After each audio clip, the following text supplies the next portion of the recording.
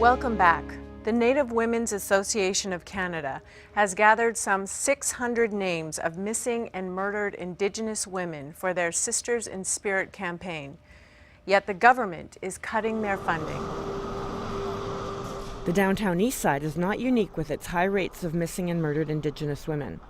Memorial marches and rallies are held in cities across the country to call attention to the issue.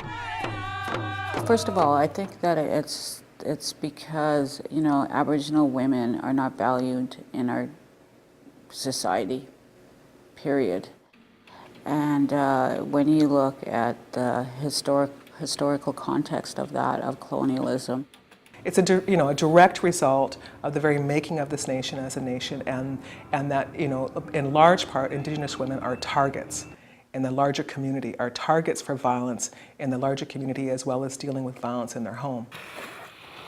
It grows directly from colonization and the attitudinal beliefs. There are a number of systemic, realities where law enforcement is not going to investigate, not going to investigate women's deaths, not going to investigate rapes, not going to investigate beatings, and not going to investigate disappearances. And so there's a sense that you can get away with it.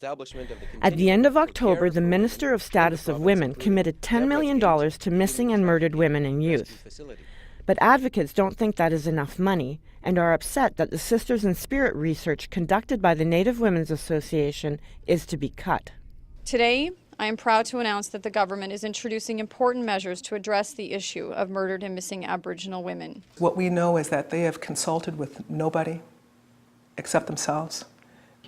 And those of us that are on the ground doing the work across the provinces and the territories were given no opportunity to provide input over 4 years. It's not enough money, and ending the Sisters in Spirit campaign is kind of like saying that there's not going to be any more missing Aboriginal women. Like, that's going to end because they're putting $10 million towards it. It's not going to happen. I would say that they're cutting Sisters in Spirit directly because they want this issue to go away. And activists point out that strong alliances are being built on a community level. People are increasingly connecting the dots on violence against Indigenous women to colonization and the issues of land. There'd be strong reasons for a country that wants to ignore the facts about some of these things, to want to shut down this activism and to shut down these relationships. When our men are dying in custody, when our women are dying and going missing, when our kids are caught up in the welfare system, our kids are dying, our youth are committing suicide, there's something wrong here in Canada. And it's always been about the women, and it's always been about the family members, and that's the part that they don't get.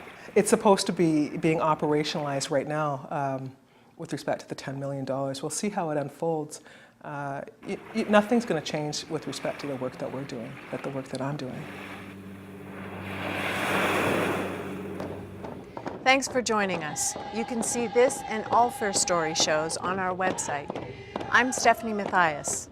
See you next week.